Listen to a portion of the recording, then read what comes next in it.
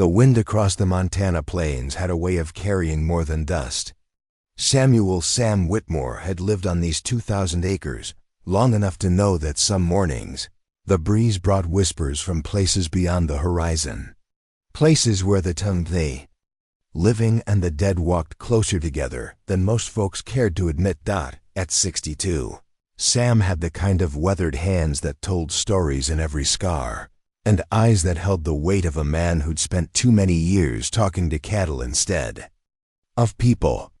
His ranch, Broken Arrow, sat in the shadow of the Absaroka Mountains, where his great-grandfather had first driven stakes into the unforgiving earth back in 1887. 4 generations of Whitmores had called this place home, but Sam would be the last. The doctor in Billings had been clear about that 3 months ago. Pancreatic cancer. 6 months, maybe 8 if he was lucky. Sam had nodded, thanked Dr. Helena Martinez for her honesty, and driven the 40 miles back to Broken Arrow without stopping once. He'd faced down grizzly bears, survived 2 harsh winters when the snow reached the second-story windows, and buried his parents in the family plot behind the old oak tree. But this was different. Before we jump back in, tell us where you're tuning in from, and if this story touches you, make sure you're subscribed, because tomorrow I've saved something extra special for you. The loneliness had always been there, lurking in the spaces between chores, in the silence that followed the evening news, in the empty chair across from him at every meal. Sam had never married, never had children. There'd been opportunities. Sarah Mitchell had been sweet on him in high school, and later, Margaret O'Brien from the neighboring ranch had made it clear she'd welcome his company. But Sam had always found reasons to stay busy, to keep his distance, to convince himself that the ranch was enough. Now, with death walking toward him like a storm cloud on the horizon, the silence felt heavier than the Montana sky before a blizzard.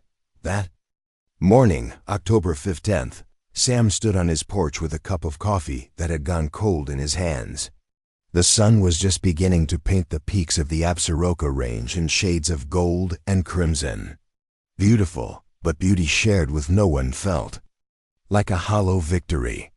"Well, Lord," he said to the empty air, his voice raspy from years of cigarettes he'd quit a decade too late. "If you're listening, I've got one request before I meet my maker. All I ever wanted was a family. Someone to carry on the Whitmore name, to keep this land alive after I'm gone. I know it's probably too late now, but if there's any way." He left the prayer unfinished, partly because he felt foolish talking to the sky, and partly because he wasn't sure he deserved an answer. Sam had lived his whole life believing that some men were meant to be alone, that family was a luxury he'd traded for the freedom of the open range. But dying had a way of making a man honest about his regrets. The morning routine called to him: cattle to feed, fences to check, equipment to maintain. Sam finished his coffee and walked toward the barn, his boots crunching on the frost-covered ground. The autumn air was sharp enough to cut, and he pulled his worn leather jacket tighter around his shoulders. It was in the barn, while he was forking hay into the feeding troughs, that he first saw her. She stood in the doorway like a figure from a dream, backlit by the morning sun. At first, Sam thought his eyes were playing tricks on him. The cancer medication sometimes made him see things that weren't there. But as she stepped into the barn, her presence became undeniably real. The woman was Apache. That much was clear from her high cheekbones, and the way she moved with the fluid grace of someone who'd learned to walk silently across desert floors. Her hair was silver-streaked and braided with what looked like eagle feathers. She wore traditional dress, a long earth-toned skirt, and a beaded top that caught the light like captured starfire. But it was her eyes that stopped Sam cold. They were ancient, holding depths that seemed to have witnessed centuries of joy and sorrow. "Samuel Whitmore," she said, and her voice carried the weight of mountain wind and the whisper of sacred fires. "I am Ayanna, daughter of the wind, keeper of the old ways. I have heard your prayer." Sam's hand tightened on the pitchfork. His first Instinct was to ask how she'd gotten onto his property, how she knew his name, what she was doing in his barn. But something in her presence silenced those practical questions. This wasn't a conversation that operated by normal rules. "I don't understand," he said instead. Ayanna moved deeper into the barn, and Sam noticed that her feet made no sound on the hay-covered floor. "Your ancestors and mine shared this land long before fences divided the earth. Your great-grandfather, Thomas Whitmore, showed kindness to my people when kindness was rare. He gave food to our children when the government tried to starve us into submission. He stood between our elders and soldiers who would have driven us farther from our sacred places." Sam had heard stories about Thomas, vague family legends about his great-grandfather's dealings with the local tribes. But this woman spoke as if she'd been there, as if she'd witnessed those acts of kindness with her own eyes. "The debts of the heart pass from generation to generation," Ayanna continued. "Your great-grandfather planted seeds of compassion that have grown in the spirit world. Now as you face your final season, those seeds are ready to bear fruit." "I don't have much time left," Sam said, surprised by his own honesty. The doctors see only the body," Ayanna interrupted gently. "But the spirit knows different truths. You have asked for family, Samuel Whitmore. The spirits have heard, and they have answered." She reached into a beaded pouch at her side and withdrew something that made Sam's breath catch. It was a photograph, worn and faded, showing 6 children standing in front of what looked like a government building. The children ranged in age from perhaps 5 to 14, all with the unmistakable features of mixed heritage, some Anglo, some Native American, all with the hollow eyes of those who'd lost everything. "These are the children of 2 worlds," Ayanna explained. Their parents walked between the white and red paths, accepted by neither fully, belonging to both. They have no family, no home, no future. Tomorrow they will be separated and sent to different places, probably never to see each other again. Sam took the photograph with trembling hands. The children's faces seemed to look right through him, and he felt something stir in his chest that had nothing to do with the cancer eating at his insides. "Why are you showing me this?" he asked. "Because the spirits have woven your stories together. These children need a father. You need a family. But the choice must be yours, freely made, with full knowledge of what it means." Sam studied the photograph more carefully. The oldest child, a girl with defiant eyes and protective arms wrapped around a younger boy, stood like a guardian. The youngest, a small girl with pigtails, clutched a worn stuffed animal. In between were 4 other faces, each carrying their own brand of loss and hope. "They're in the state system now," Ayanna continued. "The St. Catherine's Home for Children in Billings. Mrs. Dorothy Henley runs it. She's good to the children. But the system is broken. These 6 have been together for 2 years, since their parents died in a car accident on the reservation. But tomorrow, the state will scatter them like seeds in the wind." "I'm dying," Sam said, the words coming out harsher than he intended. "What kind of life could I give them?" Ayanna's expression didn't change, but something in her eyes seemed to smile. "The spirits measure time differently than men do. 6 months can be 6 lifetimes if filled with love. These children don't need promises of forever. They need someone who will choose them, fight for them, show them they matter, even if only for a season." Sam felt the weight of the photograph in his hands, felt the eyes of 6 children looking at him across the void of their mutual loneliness. He thought about his empty house, his silent meals, the way sound seemed to die in the vast spaces of his ranch. Then he thought about laughter echoing off the walls, about small hands helping with chores, about bedtime stories and scraped knees, and the 1,000 small moments that made up a family's life. "What would I have to do?" he asked. "Go to them," Ayanna said simply. "Today, before the bureaucrats arrive tomorrow with their papers and their plans. Mrs. Henley has been praying for a miracle. Be her answer." Sam looked up from the photograph. to find that Ayanna had moved closer, close enough that he could see the intricate beadwork on her dress, close enough to smell the sage and sweetgrass that seemed to cling to her clothes. "But I don't know how to be a father," he said. "I've lived alone for so long. "Love is not a skill to be learned," Ayanna replied. "It is a choice to be made, again and again, in moments large and small. Your great-grandfather made that choice. For my people, now you must make it for these children." The morning sun had climbed higher, slanting through the barn's open doors and casting long shadows across the hay-strewn floor. Sam realized that what he'd thought was medication-induced hallucination was instead the most real conversation he'd had in years. "If I do this," he said slowly, "if I go to them today, what happens then?" "Then you become the father you were meant to be," Ayanna said. "And they become the family you have always needed. The spirits will guide the rest." Sam looked at the photograph one more time, memorizing each face, each expression of guarded hope and learned wariness. 6 children who'd lost everything, just as he was about to lose everything. Maybe that was the point.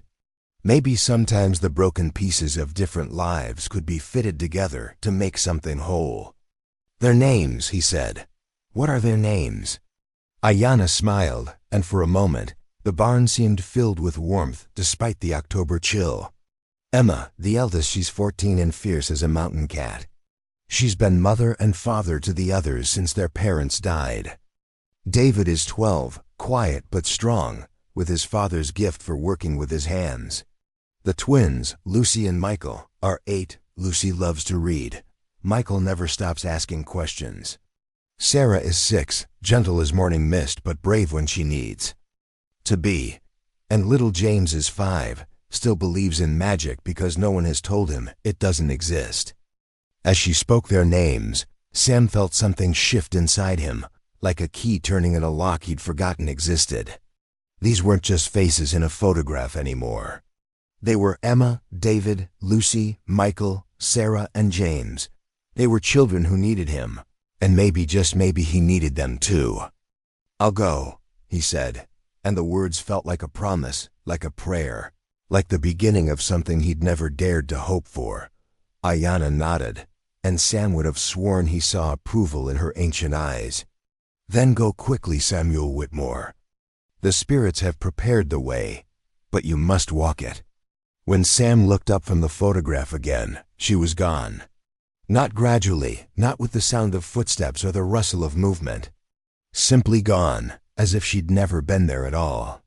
Only the lingering scent of sage and the warmth still radiating from the spot where she'd stood proved that the encounter had been real. Sam stood alone in his barn, holding a photograph of 6 children who were about to become his family, and felt more alive than he had in months. The cancer was still there, still eating away at his body, but for the first time since his diagnosis, it wasn't the most important thing in his world. He had children to find, a family to claim, and a dying wish that was about to become a living truth. The morning sun climbed higher over the Absaroka Mountains, painting the Montana sky in shades of gold and promise. And Samuel Whitmore walked toward his truck with the purposeful stride of a man who'd finally found his reason for living. Preparing and narrating this story took us a lot of time, so if you are enjoying it, subscribe to our channel. It means a lot to us. Now back to the story. The St. Catherine's Home for Children sat on the outskirts of Billings like a fortress of red brick and good intentions. Sam had driven past it countless times over the years, never giving it much thought beyond a vague awareness that it housed the unwanted and forgotten. Now, as he parked his dusty Ford pickup in the circular drive, the building seemed to loom with a significance he'd never noticed before. The October afternoon had turned crisp, with clouds gathering over the Yellowstone River Valley. Sam checked his reflection in the rearview mirror, suddenly conscious of his appearance. His gray hair was disheveled from the drive, his face bore the gaunt hollows that came with his illness, and his clothes smelled of hay and horses. Not exactly the image of an ideal father figure, but the photograph of 6 children burned in his shirt pocket like a talisman, and Ayana's words echoed in his mind. Be her answer. The front door opened before he could knock. Mrs. Dorothy Henley stood in the doorway, a woman in her 50s with silver-streaked auburn, hair pulled back in a practical bun, and eyes that held the weary kindness of someone who'd seen too much heartbreak. She wore a simple blue dress and a cardigan that had seen better days, but her presence radiated the sort of maternal strength that could comfort a crying child or face down a hostile bureaucrat with equal effectiveness.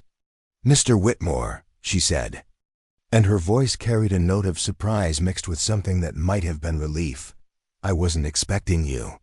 Sam frowned, his hand instinctively moving to the photograph in his pocket. "You know who I am?" Dorothy stepped aside, gesturing for him to enter. "I've been the director here for 12 years. I know every rancher, businessman, and potential adoptive family within 100 miles. Your name has come up before, though. You've never expressed interest in in children." The interior of St. Catherine's was warmer than Sam had expected. The walls were painted in soft yellows and greens, and children's artwork covered every available surface. The smell of fresh bread drifted from somewhere deeper in the building, mixed with the faint scent of floor wax and the indefinable aroma of a place where many people lived together. "Mrs. Henley," Sam began, then stopped. How did he explain that? An Apache spirit guide had appeared in his barn and sent him here? How did he make this woman understand that he was dying but needed to be a father more than he needed to breathe? Dorothy led him to a small office near the front entrance, gesturing for him to sit in one of 2 mismatched chairs facing a desk that looked like it had survived at least 3 decades of bureaucratic battles. The walls were covered with photographs of children, some smiling, some serious, all looking directly at the camera with the particular intensity that comes from knowing your image might be the key to finding a family. "You're here about the Morrison children," Dorothy said, and it wasn't a question. Sam's breath caught. "How did you?" "Mr. Whitmore, I've been praying for those children every night for 2 years. This morning, I woke up with the strongest feeling that someone was coming for them. When I saw you pull up in that truck, I knew." She leaned forward, her eyes studying his face with the intensity of a woman who'd learned to read people's hearts through their expressions. "The question is, why now? And why you?" Sam pulled the photograph from his pocket, placing it on the desk between them. Dorothy's eyes widened as she recognized it immediately. "Where did you get this?" she asked softly. "That's complicated," Sam said. "But I need to know about them. About Emma, David, Lucy, Michael, Sarah, and James. I need to know if they're really going to be separated tomorrow." Dorothy's face grew grave. "The state inspector arrives at 9 in the morning. The Morrison children have been here longer than. Regulations typically allow for a sibling group their size. They'll be split up probably into 3 different placements across the state. Emma will likely go to a group home since she's almost 15. The twins might stay together, but the others." She shrugged, and the gesture held a lifetime of battles fought and lost against an indifferent system. "What would it take to keep them together?" Sam asked. Dorothy leaned back in her chair, and for the first time since he'd arrived, she smiled. "A miracle. Or a very determined man with a clean background check and enough love to fill a house." "I'm dying," Sam said bluntly. "Pancreatic cancer. 6 months, maybe 8. The smile faded from Dorothy's face, replaced by the kind of professional compassion that came from years of delivering difficult news. "Mr. Whitmore, I'm sorry, but you understand that changes everything. The state would never. What if I wasn't adopting them?" Sam interrupted. "What if I was fostering them? Short term, just until a permanent placement could be found?" Dorothy shook her head. "Foster placement requires extensive background checks, home inspections, references. The process takes weeks, sometimes months. These children will be moved tomorrow morning." Sam felt the weight of impossibility settling on his shoulders. He'd driven here on faith, guided by the words of a woman who might have been a hallucination for all he knew. But the photograph in his hands was real, and the faces staring back at him carried a hope he couldn't bear to crush. "Let me meet them," he said quietly. "Please, if they're going to be separated anyway, what harm could it do?" Dorothy studied his face for a long moment, then glanced at the photograph again. "They're in the common room. It's almost dinner time." She stood, smoothing her skirt. "But Mr. Whitmore, I need you to understand something. These children have been through hell. They lost their parents in a car accident during a blizzard, skidded off Highway 2 on their way home from a powwow. They've been bounced between temporary placements before coming here. They don't trust easily, and they don't let people get close. Especially Emma," Dorothy continued as she led him down a hallway lined with children's drawings. "She's been the mother figure for 2 years. She's fierce, protective, and she fight anyone who tries to hurt her family. If you're looking for grateful, compliant children, you'll be disappointed." They stopped outside a doorway that opened into a large, sunny room filled with mismatched furniture and the comfortable chaos of children at play. Sam could see them immediately, the 6 faces from the photograph, but now animated, 3-dimensional, undeniably real. Emma sat in a corner armchair, a book open in her lap, but her eyes constantly scanning the room to keep track of her siblings. She was taller than Sam had expected, with long dark hair that she wore in a practical braid. Her clothes were clean but worn, and she carried herself with the straight-backed posture of someone who'd learned early that showing weakness was a luxury she couldn't afford. David knelt on the floor near a puzzle table, patiently helping little James fit pieces together. Even at 12, he had the steady hands and focused attention of someone who'd inherited his father's mechanical aptitude. His hair was lighter than Emma's, with the kind of natural wave that suggested Anglo heritage. Mixed with Native American features. The twins, Lucy and Michael, sat together on a worn sofa, sharing a picture book. Lucy read aloud in a soft voice while Michael provided sound effects for the story, his animated gestures making his sister giggle. They were mirror images of each other, same dark eyes, same impish smiles, same way of finishing each other's sentences. Sarah sat cross-legged on the floor, carefully arranging a tea party for her stuffed animals. She was the smallest except for James, with delicate features and a gentleness that seemed almost ethereal. She hummed while she played, a melody that sounded like something passed down through generations. And James, 5 years old and still young enough to believe in magic, was building an elaborate tower out of blocks, his tongue poking out in concentration as he balanced each piece with the precision of a master architect. "Children," Dorothy called softly, stepping into the room. "I'd like you to meet someone. This is Mr. Whitmore. He has a ranch not far from here." 6 pairs of eyes turned toward Sam, and he felt the weight of their collective assessment. These weren't ordinary children looking for approval or trying to charm a potential family. These were survivors, and they were deciding whether he was a threat, an opportunity, or just another adult who would disappoint them. Emma was the first to speak. "Are you here to adopt someone?"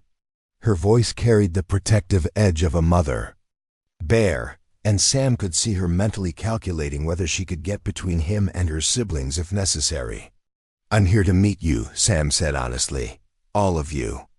"Nobody wants all of us," David said matter-of-factly, not looking up from the puzzle. "We're too many, too expensive, too complicated." "David," Emma warned, but her brother shrugged. "It's true. Mrs. Henley doesn't lie to us about stuff like that." Sam moved slowly into the room, conscious that every movement was being evaluated. He settled into a chair across from Emma, close enough to talk, but far enough away to not seem threatening. "What if I told you that I've been looking for a family my whole life?" he said. "And that I think maybe you've been looking for one too." Lucy looked up from her book. "Our parents died. We had a family already," Michael added. "But they're gone now." "I know. Sam said gently. "I'm sorry about your parents. But families aren't just about blood. Sometimes they're about choice. Sometimes they're about people who decide to take care of each other." James abandoned his blocks and wandered over to Sam, studying him with the fearless curiosity of a 5-year-old. "Are you sick?" he asked bluntly. Sam felt Dorothy tense beside him, but he met the boy's gaze steadily. "Yes, I am. I'm pretty sick. Are you going to die?" Sarah asked from her position on the floor, her voice carrying the matter-of-fact tone of a child who'd already learned that death was a real possibility. "Probably," Sam said. "But not today, and not tomorrow, and maybe not for a long time." Emma stood up, her book falling to the floor. "So you want to take us home so we can watch another parent die? So we can be orphans twice?" The room went silent. Even the younger children understood the weight of her words, the pain behind them. Sam felt the full impact of what these children had endured, and for a moment, he questioned whether Ayanna had been right to send him here. But then he remembered the loneliness of his empty ranch, the silence that had eaten at him for 62 years, the way his heart had responded to their faces in the photograph. Maybe they were all broken. Maybe that was exactly why they needed each other.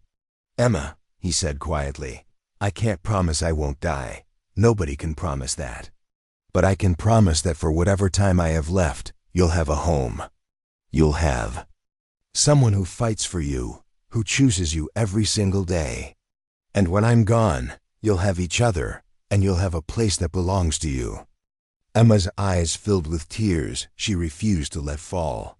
"Why would you want us? We're not even... We're mixed blood, half-breeds. Nobody wants kids like us." Sam thought of Ayanna's words about children who walked between two worlds, accepted by neither, fully belonging to both. "Maybe that's exactly why I want you. Because I know what it's like to not quite fit anywhere. To be too different for some people and not different enough for others." Dorothy stepped forward. "Mr. Whitmore, I need to be clear about the legal realities here. Even if you wanted to take them, the paperwork, the inspections, the approval process, what if we just went home?" Sam interrupted. "What if we just went home tonight and worried about the paperwork later?" The room erupted in 6 different voices, all talking at once. Emma demanding to know what he meant, David asking if he was serious, the twins chattering excitedly, Sarah asking if they could bring their stuffed animals, and James wanting to know if there were horses on the ranch. Dorothy raised her hand for silence. "Mr. Whitmore, I can't just release children to someone who isn't approved. There are procedures, protocols." "Mrs. Henley," Sam said, standing up and moving to the window that looked out over the parking lot. "In about 18 hours, 6 children who've been a family for 2 years are going to be split up and sent to different corners of the state. They'll probably never see each other again. Is that really better than letting them spend one night with someone who wants them?" Dorothy followed his gaze to the window, then looked back at the children who were watching the conversation with the intensity of people whose futures hung in the balance. "If something happened to them," she said quietly, "if they were hurt or ... then you'd have done everything you could to keep them together for one more day," Sam said. "Sometimes that's all we can do. Sometimes one more day is enough to change everything." Emma stepped forward, her chin raised in defiance. "Mrs. Henley, if he's willing to take all of us, even just for tonight, shouldn't we get to choose?" Dorothy looked at Emma, then at the other 5 children who were nodding in agreement. She thought about the state inspector who would arrive in the morning, about the paperwork that would scatter these children like leaves in the wind, about the prayers she'd been saying for 2 years. "Go pack your things," she said finally. "Just overnight bags. And Mr. Whitmore, if anything happens to these children, I'll find you." As the children scattered to gather their belongings, chattering with excitement and nervous energy, Sam felt something shift inside him. The emptiness that had defined his life for 62 years was already beginning to fill with something he'd never dared to hope for. He was going to be a father. For one night or 6 months or whatever time they had left together, he was going to be their father, and for the first time since his diagnosis, that felt like enough. The 40-mile drive from Billings to Broken Arrow Ranch had never felt so significant. Sam's pickup truck, which had comfortably seated 2 adults on rare occasions, now carried 7 souls whose lives had just become irrevocably intertwined.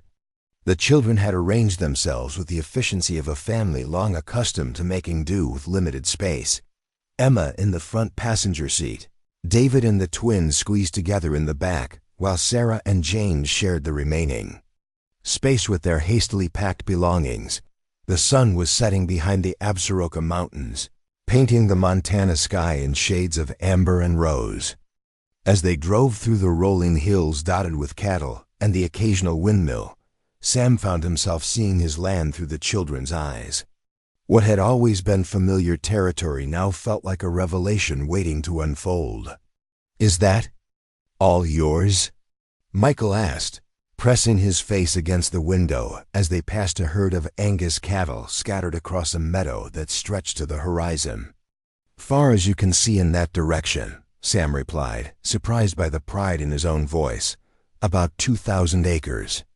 Been in my family for 4 generations. What happened to your family?" Emma asked quietly, her question carrying the weight of someone who understood loss intimately. Sam's hands tightened on the steering wheel. He'd lived alone for so long that talking about his past felt like opening a door he'd kept locked for decades. But these children had trusted him with their story. He owed them the same honesty. "My parents died when I was 25, he said. "Dad had a heart attack during calving season. Mom followed 6 months later, just couldn't live without him, I guess. My grandparents raised me after my father went to Vietnam when I was 3. He came back different, couldn't settle down. Left when I was 8 and never came back." "So you've been alone a long time," Sarah said with the matter-of-fact wisdom that seemed to come naturally to children who'd learned early that adults weren't invincible. "Yeah," Sam admitted, "I have." "We know about being alone," David said quietly. "Even when there's 6 of us, sometimes we're still alone." The truck fell silent except for the hum of tires on asphalt and the occasional comment from James about the horses they passed. As they turned onto the gravel road that led to the ranch, Sam felt a familiar knot of anxiety in his chest. He'd brought these children home on impulse, guided by a spiritual encounter that might have been nothing more than a fever dream. What if his house wasn't suitable for 6 kids? What if he'd made a terrible mistake? But as the ranch house came into view, a sprawling log structure with a wraparound porch and windows that glowed golden in the evening light, Sam heard Lucy whisper, "It looks like a fairy tale." The house his great-grandfather had built in 3 generations of Whitmore's had expanded sat nestled in a valley surrounded by cottonwoods and aspens. The barn and outbuildings were well maintained, and the fenced pastures stretched toward the mountains like a patchwork quilt of green and gold. It was beautiful in the way that only a place shaped by generations of love and labor could be. "Home," Sam said softly, and the word felt different in his mouth than it had in years. As they climbed out of the truck, the children stood in a small cluster, taking in their surroundings with the cautious wonder of people who'd learned not to get too attached to places. The evening air carried the scent of hay and horses, and somewhere in the distance, cattle lowed contentedly. "Are those real horses?" James asked, pointing toward the pasture where 3/4 horses grazed in the fading light. "Real as they come," Sam said, hefting a bag of their belongings. "That's Thunder, Lightning, and Storm. My grandfather named them." He wasn't much for creativity, but he knew good horses. Emma stepped forward, her arms crossed protectively across her chest. "Mr. Whitmore, we need to talk before we go inside. About what this means, about what you're expecting from us." Sam set down the bag and looked at her, really looked at her. At 14, She carried herself with the poise of someone who'd been forced to grow up too fast. Her dark eyes held depths that spoke of sleepless nights worrying about her siblings, of difficult decisions made by someone too young to have to make them. "What do you want to know?" he asked. "Everything," Emma said. "Why you really came for us, what you want from us, how long you think this will last. We've been in temporary placements before, and they never tell you the truth about what's really happening." The other children gathered around Emma, presenting a united front. Sam realized this was a conversation they'd probably had before, with other potential families, other temporary solutions. They'd learned to protect themselves by asking the hard questions up front. "Okay," Sam said, settling onto the porch steps and gesturing for them to sit. "But first, I need to know about you. About your parents, about how you ended up at St. Catherine's. I want to understand what you've been through." David sat first, followed by the twins. Sarah curled up next to Emma, and James climbed onto the porch railing like a cat. The evening was settling around them, and Sam switched on the porch light, creating a warm circle of illumination against the growing darkness. "Our mom was Angela Morrison," Emma began, her voice steady but quiet. "She was half Apache, half Irish. Met our dad at college in Missoula. He was studying agriculture. She was studying education. They wanted to come back to the reservation to help, but it's complicated when you're mixed," David finished. "Dad was white, so some people thought he was trying to take advantage. Mom was only half-blood, so some people thought she wasn't Indian enough. They ended up living in town, trying to fit in both worlds. Mom taught at the elementary school," Lucy said. "She was really good with kids. She wanted to start a program to teach both English and Apache to the little ones. Dad worked for the county, helping ranchers with sustainable farming practices," Michael added. "He understood the land, respected it. The older Apache men liked him because he listened to their stories about the old ways. They tried to have more babies after James," Sarah said softly. "But Mom couldn't. She said the spirits decided 6 was the perfect number for our family." Sam felt a chill that had nothing to do with the evening air. 6 children. The same number Ayanna had shown him in the photograph. The same number that had appeared in his barn like an answer to a prayer he'd barely dared to speak. "What happened to them?" he asked gently. "February 15th, 2022, Emma said, the date etched in her memory like a scar. "There was a powwow in Browning. Mom wanted us to go, to stay connected to that part of our heritage. Dad said the weather looked bad, but Mom said it was important. It was snowing when we left," David continued. "Not too bad at first, but it got worse. Dad was driving really carefully, but on Highway 2, coming around that curve near the river. Semi-truck jackknifed," Emma finished. "Dad tried to avoid it, but we hit ice. The car went off the road and rolled down the embankment. Dad died on impact. Mom lived long enough to tell the paramedics to take care of us, to keep us together." The silence that followed was heavy with grief and memory. Sam looked at these 6 children who'd survived a tragedy that had claimed their parents, who'd been thrust into a system that saw them as a problem to be solved rather than a family to be preserved. "What happened after?" he asked. "First we went to our mom's cousin on the reservation," Emma said. "But she had 4 kids of her own and a husband who drank.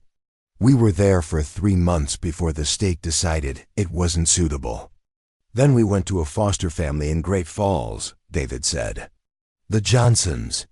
They were nice enough, but they wanted to adopt just Sarah and James. Said the older kids were too much trouble. So we ran away," Lucy said matter-of-factly.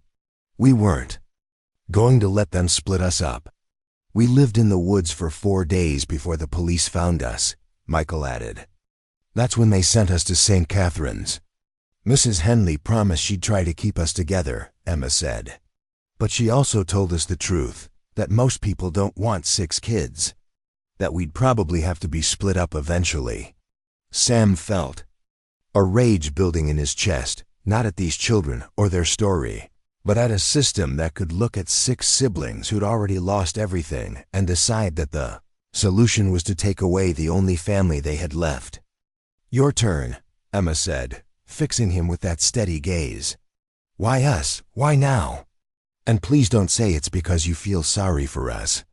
Sam took a deep breath, knowing that what he was about to say would sound impossible, maybe even crazy. But these children had been honest with him. They deserved the same in return. "This morning I was in my barn, praying," he began.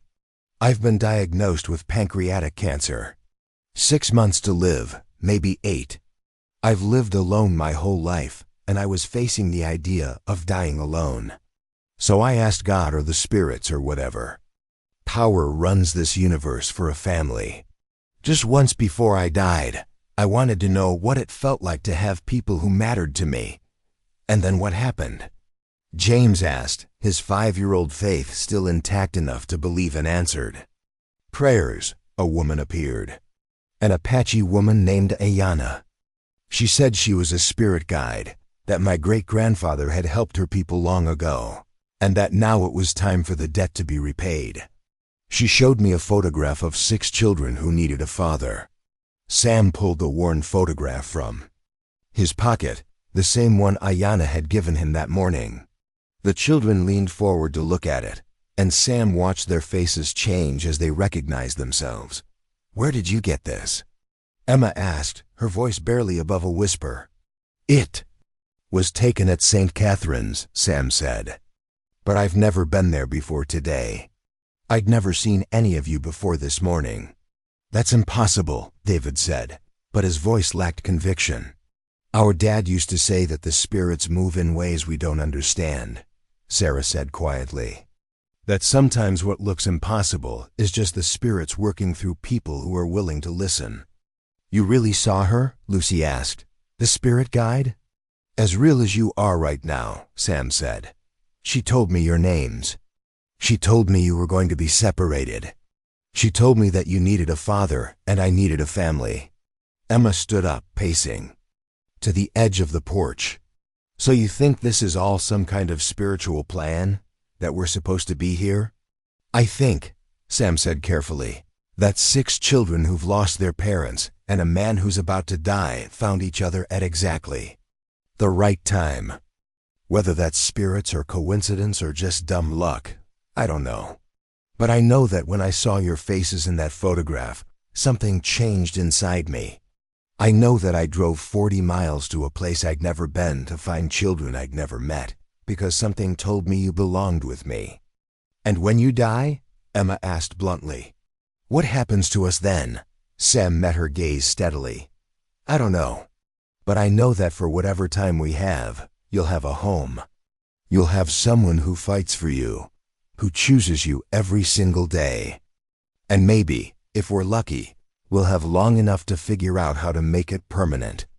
The evening had deepened around them, and the porch light created a warm circle that seemed to hold them all together. Somewhere in the distance, a coyote called, and the sound seemed to carry across the valley like a blessing. "So what now?" Emma asked. Sam stood, brushing dust from his jeans. "Now we go inside. We make dinner. We figure out sleeping arrangements. We take it one day at a time, just like any family does." "Are we a family?" James asked, his small voice cutting through the adult complexities with the clarity that only children possess.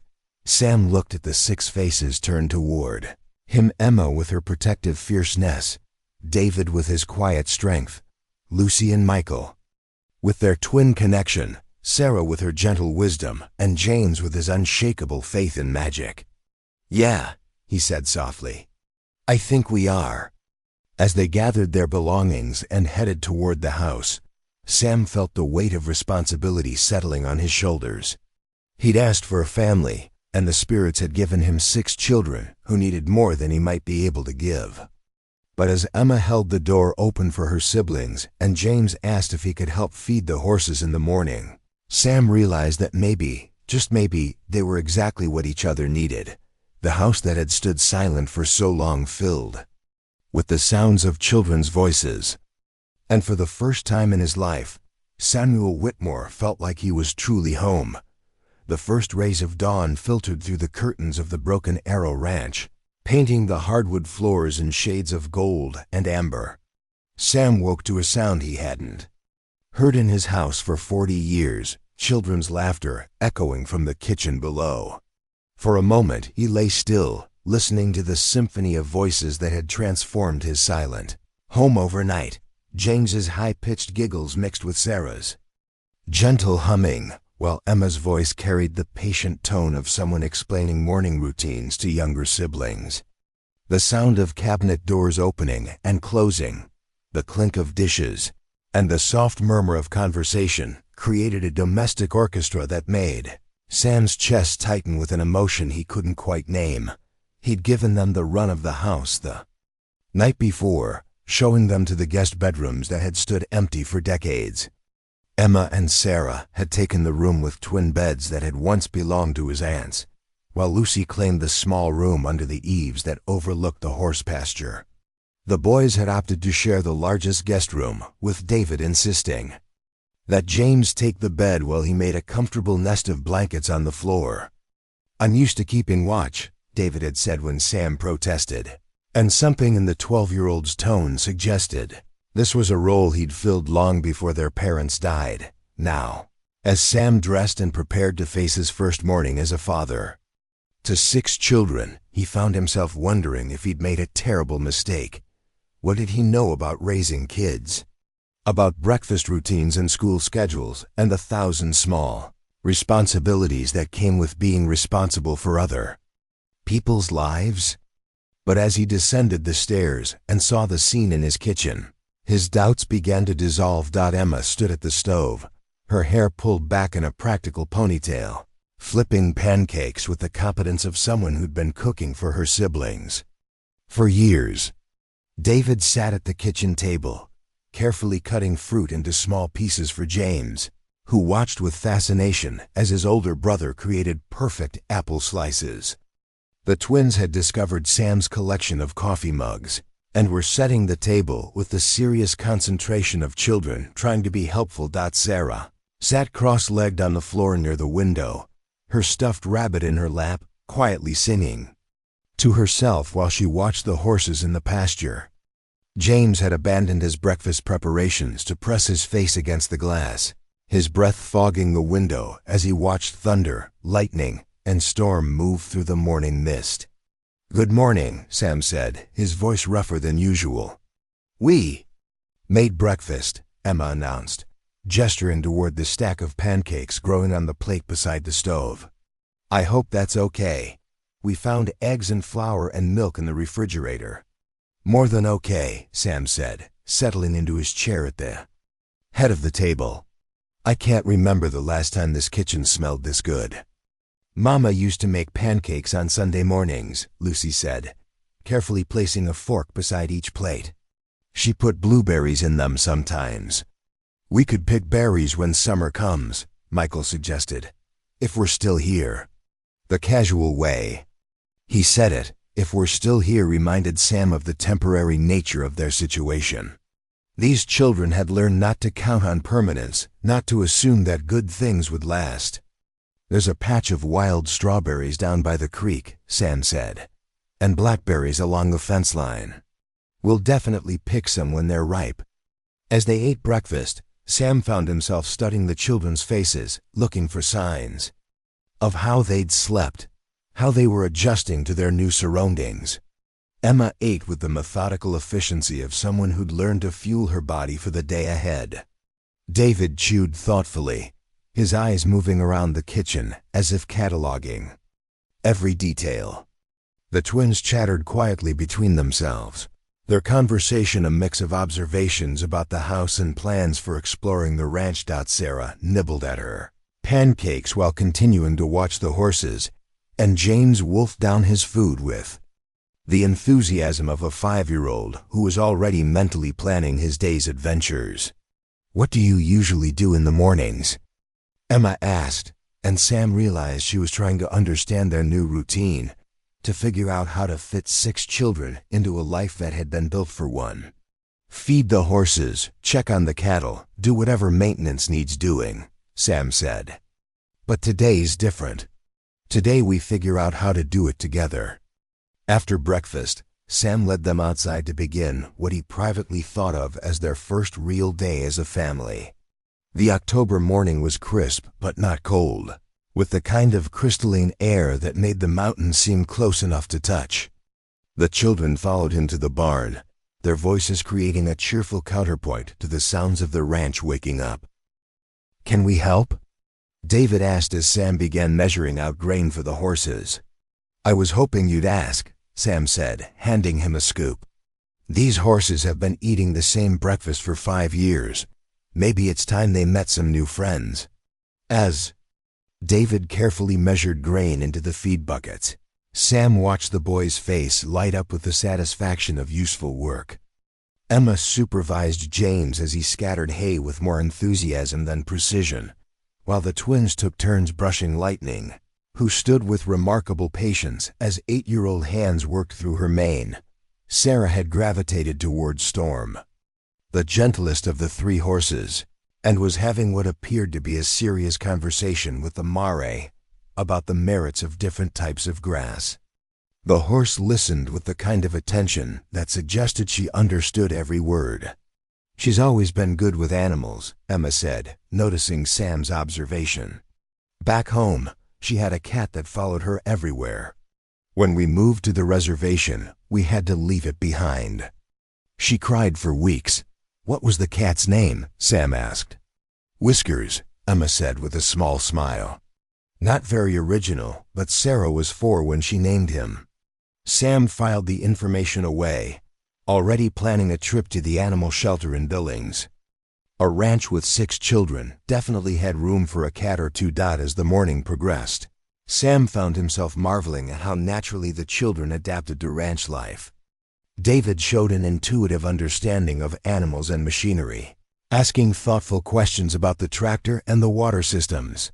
Emma gravitated toward the organizational aspects, mentally cataloging the feed schedules and veterinary records. Sam showed her. The twins approached everything with the curiosity of natural explorers, discovering the barn cat's nest of kittens, the collection of antique tools in the workshop, and the old rope swing that hung from the oak tree near the creek. Sarah moved through the ranch like a small poet, stopping to examine flowers and collect interesting rocks, while James treated every new discovery like a treasure. "This place is magic," he announced after finding a family of rabbits in the vegetable garden. "It's like a fairy tale." "It's just a ranch," Sam said, but he was smiling. "No," James insisted with the certainty of someone who still believed in magic. "It's magic. The spirit lady told you to find us here, and now we're here. And there are horses and kittens and rabbits. That's magic." As the days passed, Sam watched. The children began to heal in ways both large and small. Emma, who had carried the weight of her siblings' welfare for 2 years, gradually began to relax her vigilance. She still watched over the younger ones with protective care, but Sam noticed her shoulders slowly releasing the tension she'd held like armor. David threw himself into ranch work with the enthusiasm of someone who'd found his calling. He helped Sam repair fence posts, learned to operate the tractor, and showed a natural aptitude for reading the weather and understanding animal behavior. In the evenings, he would sit on the porch with one of Sam's agricultural magazines, absorbing information about cattle breeding and sustainable farming practices. "You've got good instincts," Sam told him one afternoon as they worked together to fix a broken gate. "Your dad would be proud." David looked up from the hinge he was oiling, his face flushed with pride and something deeper. "You think so?" "I know so," Sam said. "The way you understand animals, the way you can look at a machine and figure out how it works, that's a gift."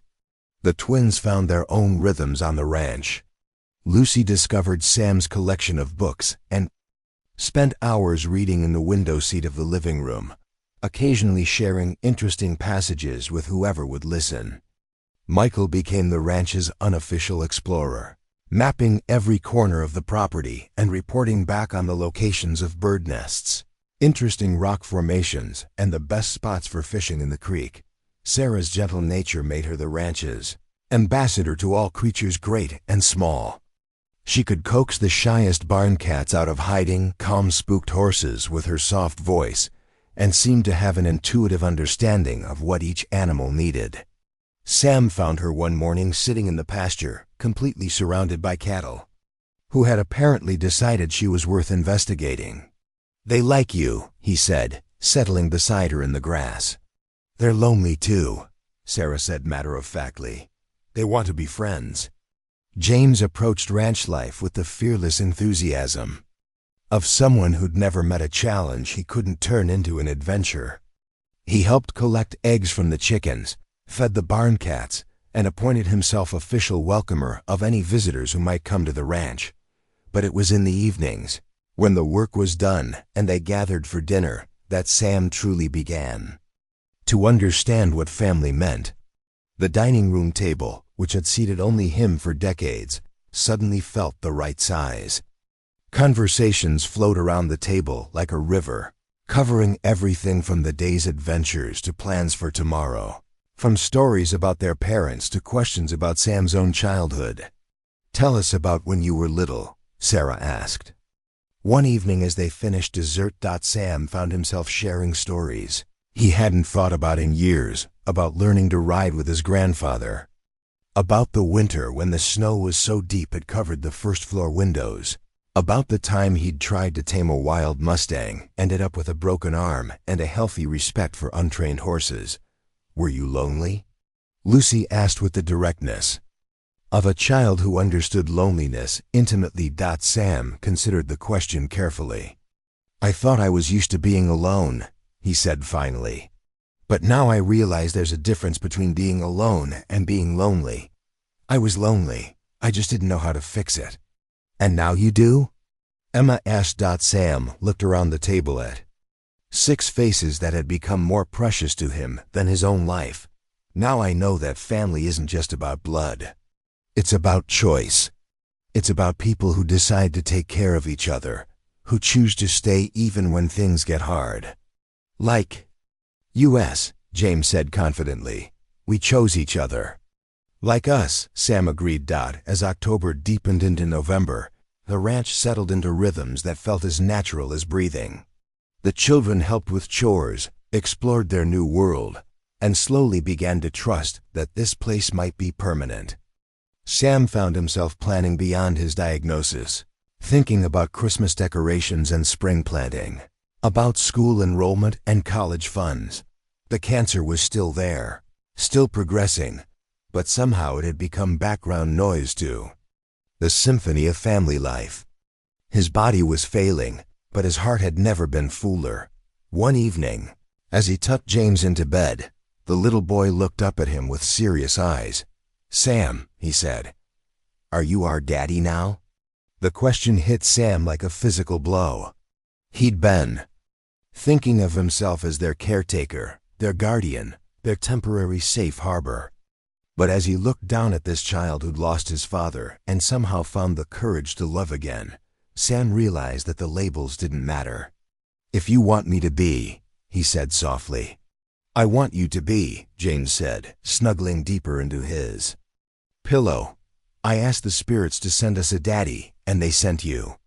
As Sam turned off the light and headed toward his own room, he felt the weight of that responsibility settling on his shoulders. He was their father now, for however long he had left. And maybe, just maybe, that was enough to change everything.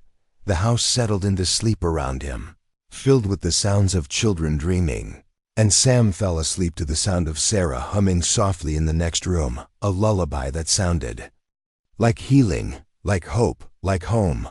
The first sign of trouble came on a Tuesday morning in late November, when Sam spotted a white government sedan making its way up the gravel drive to Broken Arrow Ranch. He'd been expecting this visit for weeks, ever since Mrs. Henley had called to warn him that the state had launched an investigation into the unauthorized placement of the Morrison children.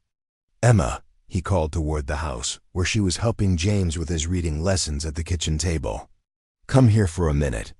She appeared on the porch, her face immediately tense as she recognized the official nature of their visitor. At 14, Emma had learned to read the signs of bureaucratic intervention with the accuracy of a weather forecaster predicting storms. "They're here to take us back," she said flatly. "Not if I can help it," Sam replied, his voice carrying a determination that surprised even him. 6 weeks of fatherhood had awakened something fierce and protective in him, something that had nothing to do with blood and everything to do with choice. The sedan pulled to a stop near the front porch, and a woman in her 40s emerged, briefcase in hand, an expression set in the professional neutrality of someone who'd learned to deliver bad news without flinching. She wore a navy suit that looked out of place against the rustic backdrop of the ranch, and her heels clicked against the wooden porch steps with the authority of someone accustomed to having her decisions accepted without question. "Mr. Whitmore?" she said, extending a hand that felt cold despite the mild day. "I'm Patricia Kellerman from the Montana Department of Family Services. I believe you're expecting me." "Miss Kellerman," Sam replied, not inviting her to sit. "Though I can't say I'm particularly glad to see you." "I'm sure you understand that we have protocols to follow," she said, opening her briefcase and withdrawing a folder thick with paperwork. "The Morrison children were placed in your care without proper authorization, background checks, or home inspection. This is highly irregular." Behind them, the screen door opened and closed as the other children gathered on the porch. David stood beside Emma, his jaw set in the stubborn expression Sam had learned that he was preparing for a fight. The twins flanked Sarah, who clutched her stuffed rabbit with white knuckles, while James pressed close to Sam's side, his small hand finding Sam's with instinctive trust. "These children have been with me for 6 weeks, Sam said.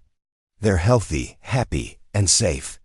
They're attending school, getting medical care, and living in a stable home. What more do you need to know?" Miss Kellerman's gaze swept over the children, and Sam saw her expression soften slightly as she took in their obviously healthy appearance and the way they stood together as a unified family unit. But her voice remained professional when she spoke. "Mr. Whitmore, I understand you've grown attached to these children, but you must understand that the state cannot simply overlook proper procedures.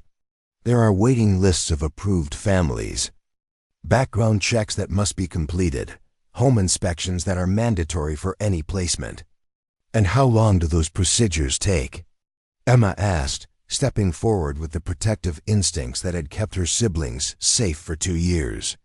"Well, that depends on various factors," Miss Kellerman replied, clearly uncomfortable with being questioned by a 14-year-old. "Typically, the approval process takes 3 to 6 months." "And in the meantime?" David asked, his voice carrying the edge of someone who'd learned not to trust official promises. "The children would be placed in temporary care while the paperwork is processed. Together?" Sarah asked quietly. Ms. Kellerman's hesitation was answer enough. The uncomfortable silence stretched between them, filled with the weight of a system that saw 6 siblings as 6 separate problems to be solved rather than a family to be preserved. "Miss Kellerman," Sam said, his voice carefully controlled, "these children have been through enough. They've lost their parents, been bounced between placements, and lived with the constant fear of being separated. They found stability here. Why would you want to disrupt that?" "Because it's not legal," she replied, but her conviction seemed to be wavering as she watched James press closer to Sam's side. "There are rules, procedures designed to protect children." "From what?" Emma asked, her voice rising. "From having a home? From someone who actually wants all of us?" The conversation was interrupted by the sound of another vehicle coming up the drive. Sam turned to see Sheriff Jake Morrison's patrol car, no relation to the children despite the shared surname, pulling up beside the government sedan.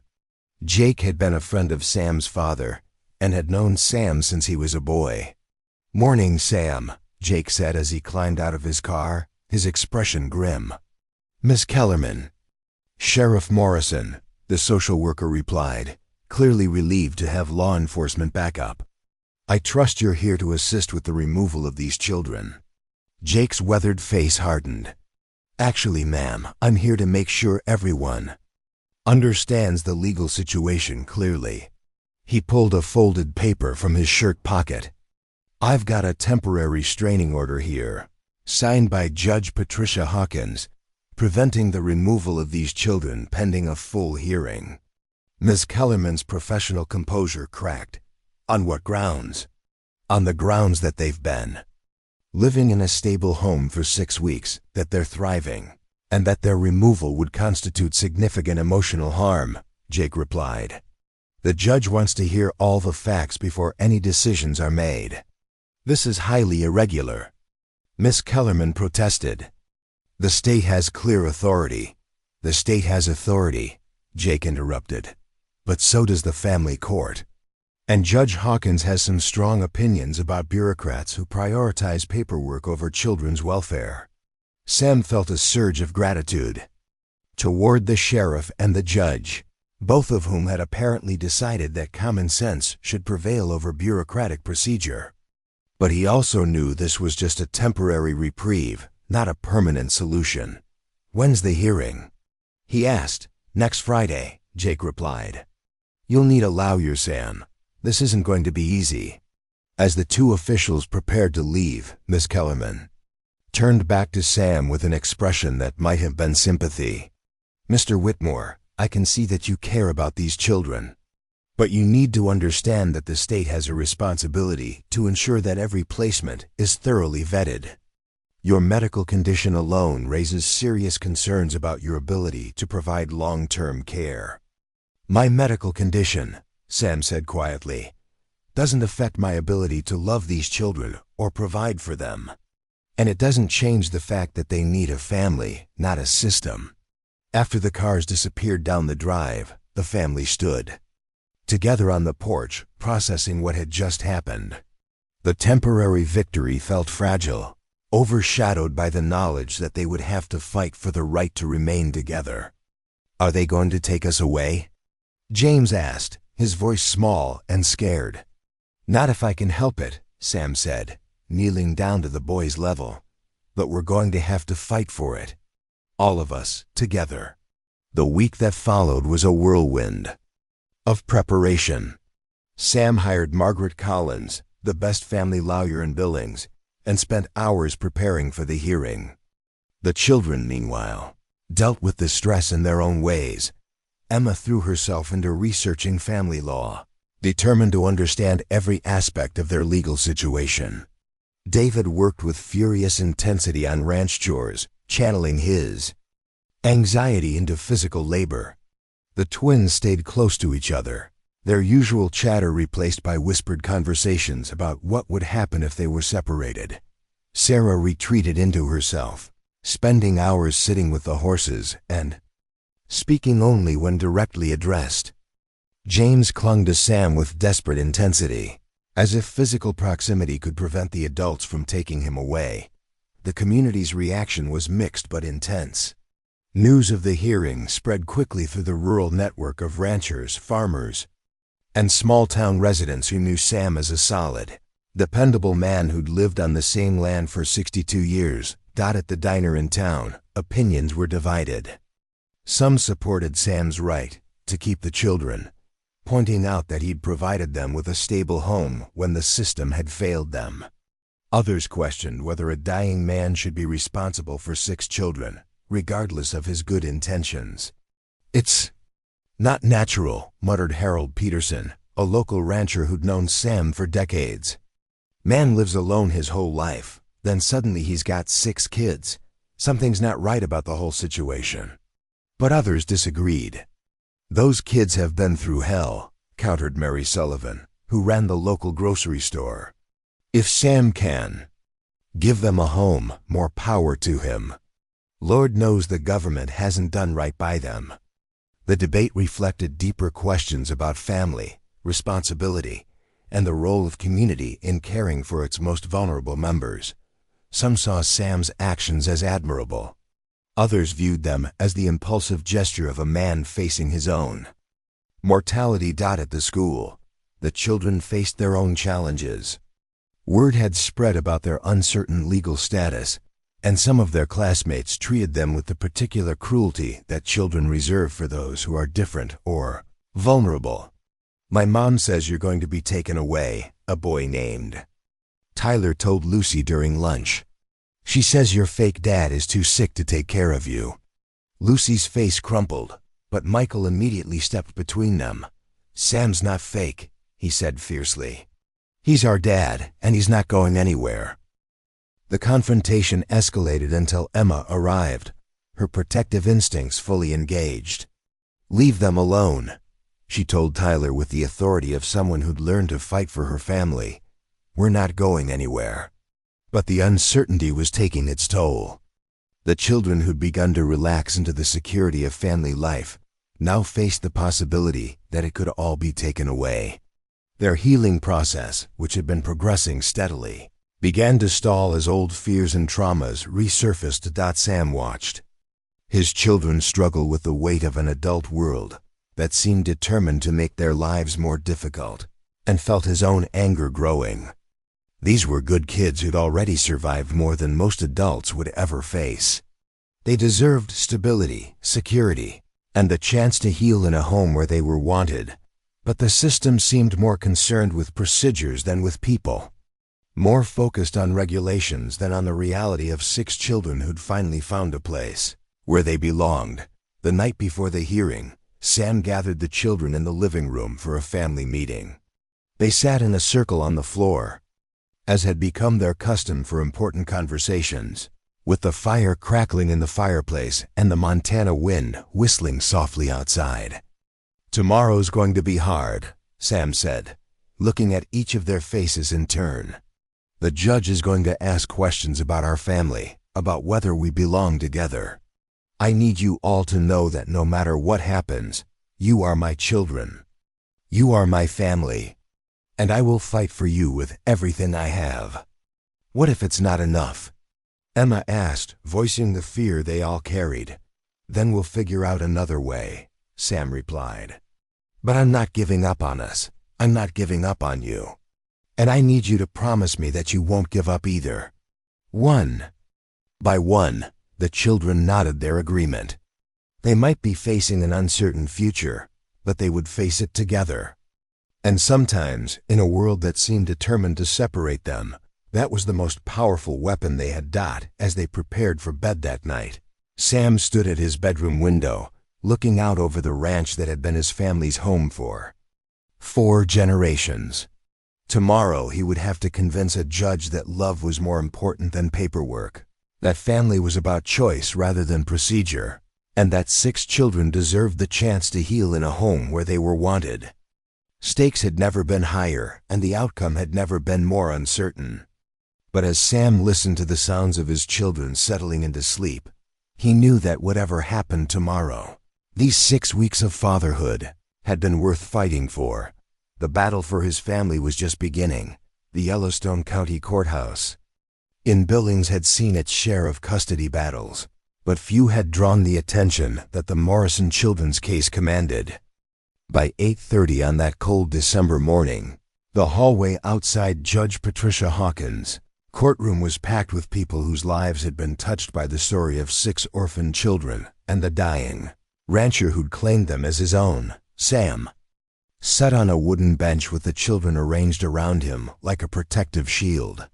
Emma held James on her lap, whispering reassurances while her eyes never left the courtroom door. David sat rigid beside Sam, his hands clenched into fists as he tried to contain the anger that had been building for weeks. The twins flanked Sarah, their usual chatter replaced by nervous silence, while Sarah herself seemed to have disappeared inside her own thoughts. "Remember," Margaret Collins said, leaning over to address the family, "be honest, be yourselves, and trust that the truth will be enough." Margaret was a woman in her 50s with steel-gray hair and the kind of presence that commanded attention without demanding it. She'd built her reputation defending families, against a system that often seemed more interested in following rules than protecting children. Sam had hired her because she understood that sometimes the law needed to bend to accommodate love. "Mr. Whitmore," she continued, "Judge Hawkins is fair, but she's also thorough. She's going to ask difficult questions about your health, your long-term plans, and your ability to provide for 6 children. Answer honestly, but don't let them make you feel guilty for loving these kids." The courtroom doors opened, and Patricia Kellerman emerged, flanked by 2 state attorneys and a man in an expensive suit whom Sam didn't recognize. The social worker's expression was professionally neutral, but Sam caught the slight tightening around her eyes that suggested she wasn't entirely comfortable with the battle she was about to fight. "All rise for the Honorable Judge Patricia Hawkins," the bailiff called, and the packed courtroom rose as one. Judge Hawkins was a woman of about 60, with silver hair pulled back in a severe bun and sharp blue eyes that seemed to see everything. She'd been on the bench for 25 years and had a reputation for cutting through legal rhetoric to get to the heart of what was best for the children involved. "Be seated," she said, her voice carrying the authority of someone accustomed to being obeyed. "We're here today to determine the best interests of the Morrison children, Emma, David, Lucy, Michael, Sarah, and James. This is not a trial, but a hearing to determine their appropriate placement." Sam felt the weight of those words settle over the courtroom like a blanket. The best interests of the children. Everything would come down to that phrase. "Ms. Kellerman," Judge Hawkins continued, "please present the state's position." Patricia Kellerman stood, her movements crisp and professional. "Your Honor, the state's position is straightforward. Mr. Samuel Whitmore removed these children from their authorized placement without proper procedures, background checks, or home inspection. While we don't question his good intentions, the law exists to protect children from precisely this kind of unauthorized placement." She opened her file and began reading from a prepared statement. "Mr. Whitmore is a 62-year-old bachelor with no experience raising children. He has been diagnosed with terminal pancreatic cancer and has an estimated life expectancy of 6 months. The state has approved families ready to provide long-term care for these children, and we believe it's in their best interest to place them with families who have been properly vetted and can provide stable, permanent homes. Furthermore," she continued, "the children have been out of school for extended periods, have received no psychological counseling to address their trauma, and are living in an isolated environment with minimal community support.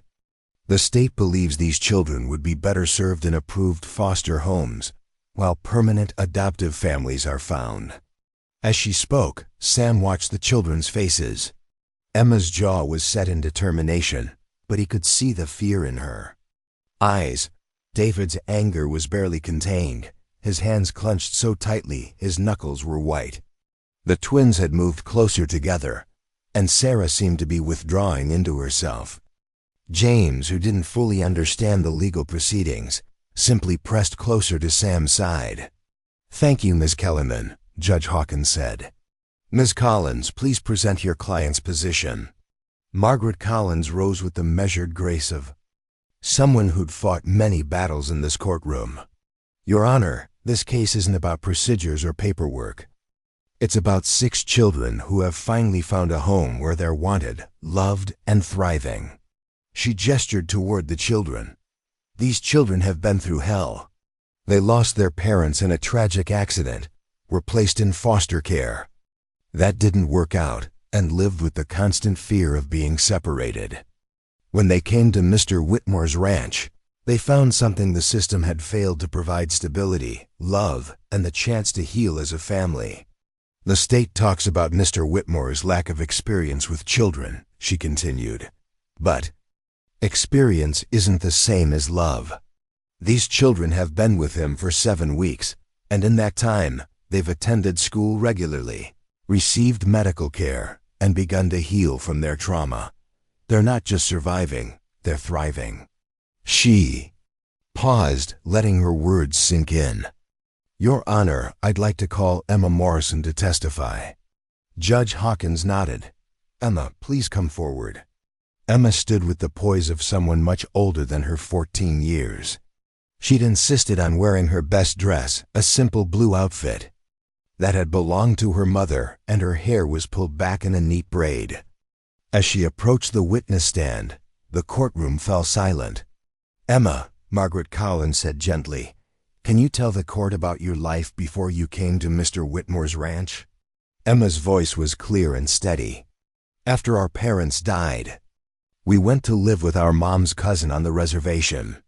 But she already had 4 kids, and her husband drank a lot. We were there for 3 months before the state decided it wasn't safe. Then we went to the Johnsons in Great Falls. They were nice, but they only wanted to adopt Sarah and James. They said the rest of us were too much trouble. When we realized they were going to split us up, we ran away. We lived in the woods for 4 days before the police found us. That's when they sent us to St. Catherine's. Mrs. Henley was good to us, but she told us the truth, that most people don't want 6 kids, and that we'd probably have to be separated. Margaret nodded. And then you met Mr. Whitmore. He didn't just want 1 or 2 of us, Emma said, her voice growing stronger. He wanted all of us. He said we were a family, and families belong together. For the first time in 2 years, I didn't have to worry about protecting my brothers and sisters. Alone, I had help. How has your life changed since living with Mr. Whitmore? Emma's face lit up with the first genuine smile Sam had seen from her all morning. We're safe. We're happy. We go to school every day. We have chores that make us feel useful, and we have someone who loves us. Sam doesn't just take care of us. He's our dad. He reads to James at night, helps David with his math, and listens to all of Michael's questions about everything. Emma, the state attorney interrupted, standing for cross-examination. You understand that Mr. Whitmore is very sick, don't you? Yes, Emma said quietly. And you understand that he might not be able to take care of you much longer. Emma's chin lifted with defiance. I understand that everyone dies eventually. Our real parents died when we thought they'd be with us forever. But Sam has given us something nobody else would, a chance to be a family. Even if it's just for a little while, that's more than the system ever offered us. The state attorney pressed on, but wouldn't you rather have a permanent family? Parents who could be with you for years. We are a permanent family, Emma said firmly. Maybe not forever, but right now, today, we're a family. And that's what matters. As Emma returned to her seat, Judge Hawkins called for David to testify. The 12-year-old boy approached the stand with determination, his jaw set in the stubborn expression that had become familiar to Sam. David, Margaret Collins said, can you tell the court about your life on the ranch? I've learned more in 7 weeks with Sam than I learned in 2 years bouncing between foster homes, David said. He's teaching me about ranching, about taking care of animals, about being responsible for something bigger than myself. I want to be a rancher like him when I grow up. And how do you feel about the possibility of being placed in a different home? David's composure cracked slightly. It would kill me. Not just being taken away from Sam, but being separated from my brothers and sisters. We've been through everything together. We're not just siblings, we're survivors. And Sam is the first person who's ever understood that.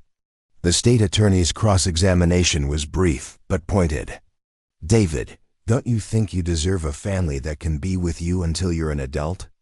I think I deserve a family that loves me, David replied. And I have that.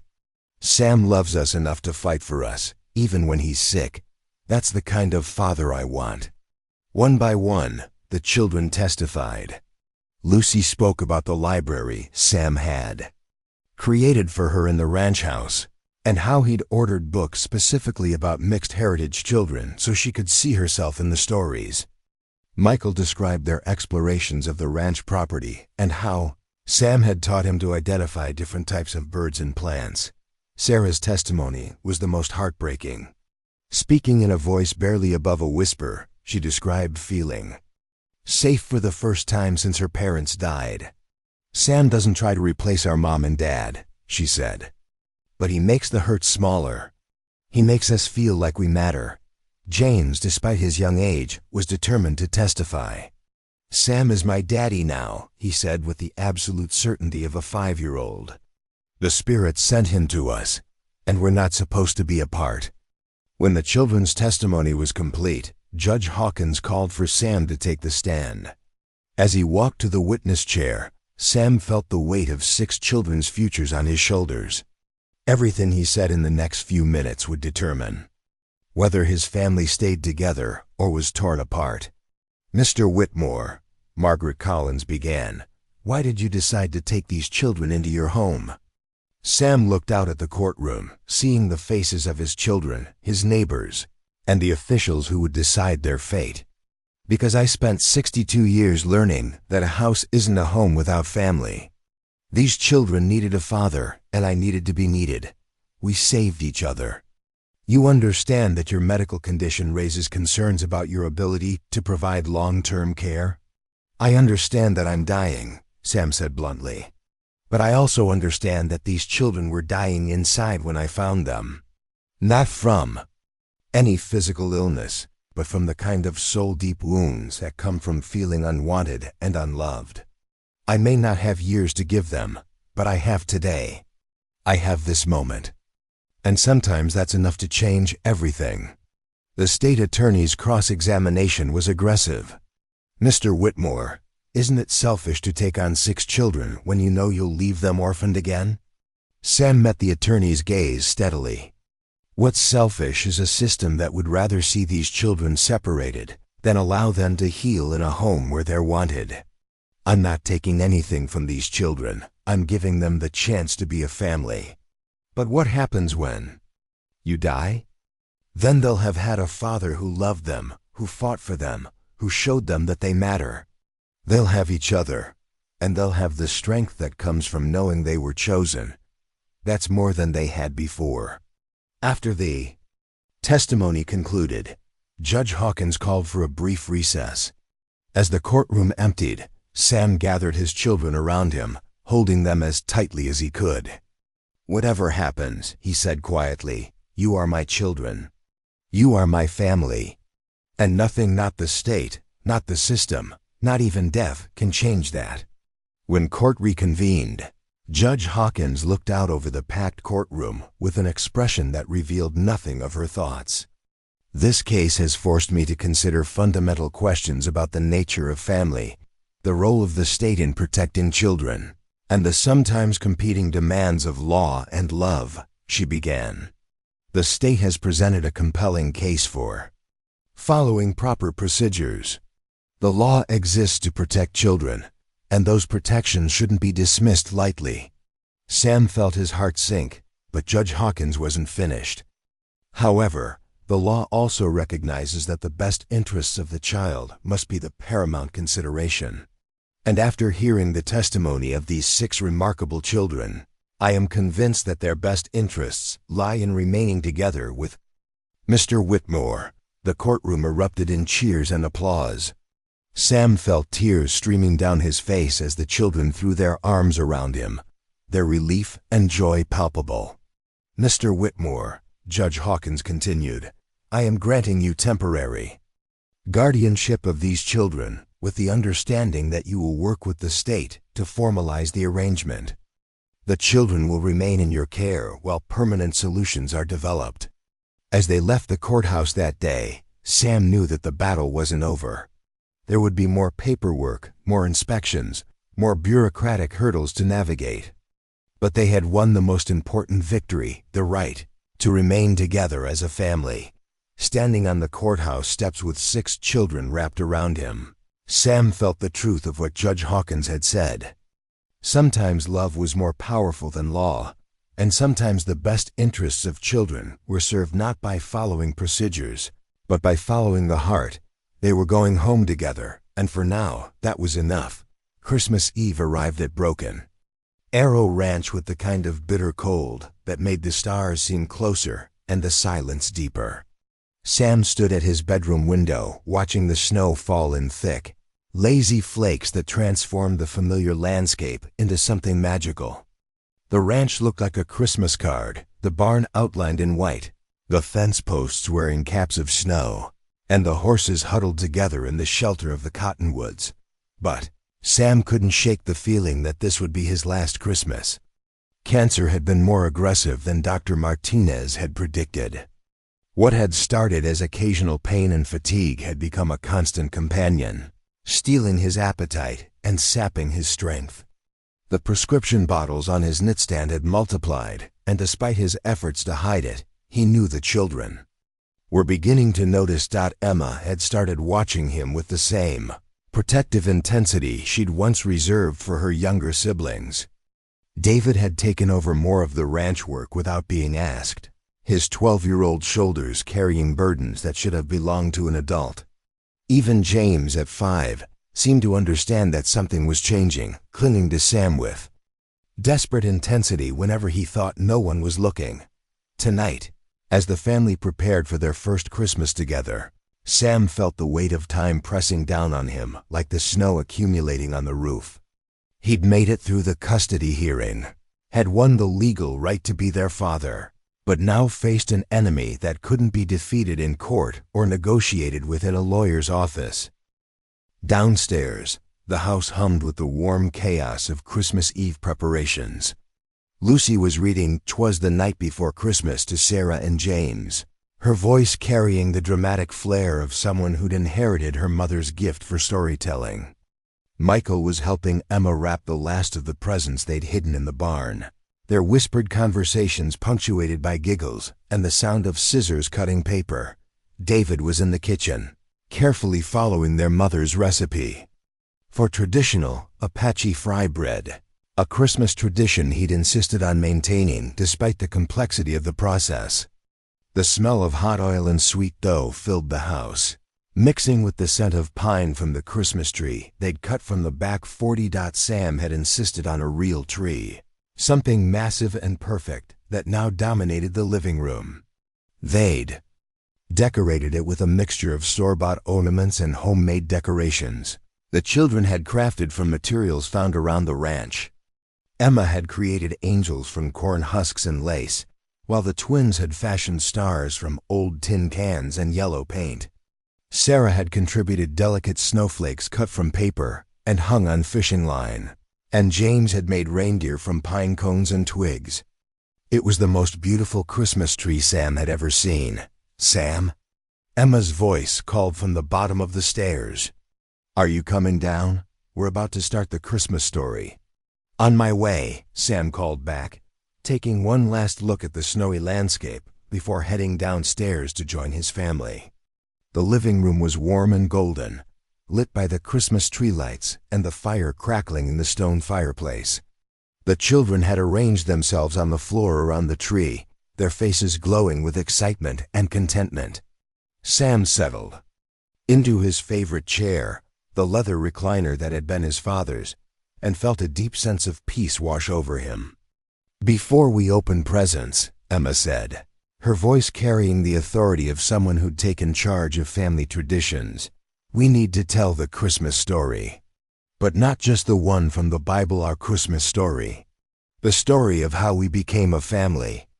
Sam felt his throat tighten with emotion. These children, who'd lost so much, who'd been failed by so many adults, had somehow found the grace to create new traditions from the ashes of their old life. "Who wants to start?" Emma asked. James raised his hand eagerly. "I want to tell about the spirit lady." "Ayanna," Sarah said softly, and Sam was surprised she remembered the name. "Right," James continued. "The spirit lady came to Sam in the barn and told him about us. She said we needed each other, and the spirits wanted us to be a family." "I was scared when we first came here," Lucy admitted. "I didn't think anyone would really want all 6 of us. But Sam made us feel like we belonged from the very first night. He let us help with the ranch work," Michael added. "He didn't treat us like we were just kids who got in the way. He made us feel useful." David's contribution was quieter, more thoughtful. "He taught me that being a man isn't about being strong all the time. It's about taking care of the people you love, even when it's hard. He never tried to replace our parents, Sarah said, her voice barely above a whisper.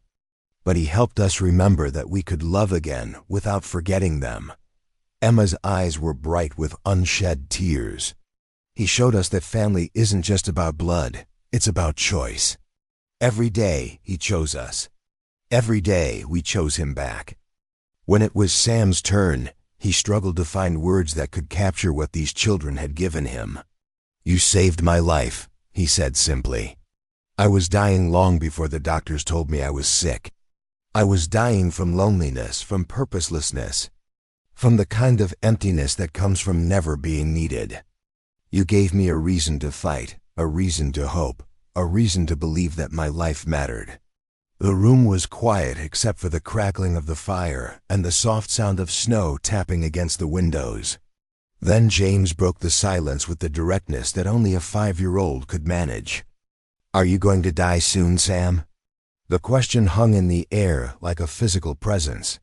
Sam looked around at the faces of his children, and knew that this was the moment. He'd been dreading and preparing for in equal measure. "Yes," he said quietly, "I am. How soon?" Emma asked, her voice steady despite the tears streaming down her face. "I don't know exactly. Maybe a few weeks, maybe a few months, but not long." The silence that followed was heavy with grief and fear. These children had already lost one set of parents. The thought of losing another was almost unbearable. "What happens to us?" David asked, his voice breaking. "You stay together," Sam said firmly. "That's not negotiable. Margaret Collins has been working on the legal arrangements. There's a trust fund set up for your education and care. The ranch will be yours when you're older. And there are people who've agreed to help Mrs. Henley, Sheriff Morrison, Dr. Martinez. But you won't be here," Sarah said, stating the awful truth that none of them wanted to face. "No," Sam said, "I won't be here. But everything I've taught you, everything we've built together, that will be here. You'll have each other, and you'll have this place. And you'll have the memory of being chosen, of being loved." Emma wiped her eyes with the back of her hand. "We don't want another family. We want you." "I know," Sam said, his own voice thick with emotion. "And I wish I could stay. I wish I could see you graduate, get married, have children of your own. But sometimes love means knowing when to let go." "I don't want to let go," James said, crawling into Sam's lap with the desperate intensity of a child facing incomprehensible loss. "Then don't," Sam said, holding the boy close. "Hold on to the love. Hold on to the memories. Hold on to each other. That's how I'll stay with you, even when I'm gone." Michael spoke up, his voice shaky but determined. "We'll take care of the ranch. We'll make sure it stays in the family. We'll finish school," Lucy added. "We'll make you proud. We'll stay." "Together," David said, his jaw set with familiar determination. "No matter what anyone says, we'll stay together. And we'll tell our kids about you," Emma said. "About the man who chose 6 broken children and made them into a family." "You were never broken," Sam said firmly. "You were wounded, but you were never broken. You're the strongest, bravest, most resilient people I've ever known. You survived things that would have destroyed most adults, and you did it with grace and love and hope." "We learned that from you," Sarah said softly. "No," Sam replied. "You taught me what those things meant." As the evening progressed, they opened presents, small, thoughtful gifts that spoke to the intimacy of their relationships. Sam had given each child something personal: a leather journal for Emma, a set of woodworking tools for David, books for Lucy, a telescope for Michael, art supplies for Sarah, and a stuffed horse for James. The children had pooled their allowances to buy Sam a framed photograph of the 7 of them taken at the ranch, with a simple inscription: "To our dad, who taught us that family is about love, not blood." But the most precious gift was the one. Emma presented last a handmade book titled "The Story of Our Family," filled with photographs, drawings, and written memories from their time together. Each child had contributed pages, documenting their favorite moments, their growth, their transformation from 6 scared orphans into a real family. "So you'll always remember us," Emma said, "and so we'll always remember how it felt to be chosen." As the children finally headed to bed, leaving Sam alone with his thoughts and his memories, he felt a deep sense of completion. He'd asked for a family, and he'd been given something beyond his wildest dreams. 6 children who'd taught him about love, about courage, about the resilience of the human spirit. The snow continued to fall outside, blanketing the ranch in pristine white. Somewhere in the distance, a coyote howled, and Sam thought he heard an answer in the wind, a whisper of approval from the spirits that had brought them together. He didn't know how much time he had left, but he knew it would be enough. Because love wasn't measured in years or months or days. It was measured in moments like this, in the quiet satisfaction of a job well done, in the knowledge that he'd given 6 children the most important gift of all, the certainty that they were loved, wanted, and chosen. The house settled into sleep around him, filled with the peaceful breathing of his children, and Sam felt a contentment he'd never known was possible. He'd lived 62 years as a bachelor, but he would die as a father. And that, he thought as he finally headed to bed, was the greatest blessing of all. Tomorrow would bring new challenges, new fears, new griefs. But tonight, on this Christmas Eve, they were simply a family, imperfect, temporary, but absolutely real.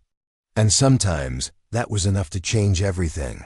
The snow continued to fall, and the ranch slept peacefully under its white blanket, holding the dreams of 7 people who'd found each other against all odds and created something beautiful from the broken pieces of their separate lives.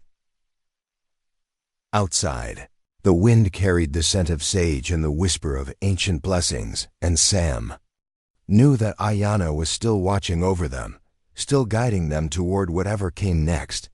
The final chapter of their story together was about to begin. Spring arrived at Broken Arrow Ranch with a gentleness that seemed to mirror the quiet transformation happening within its walls.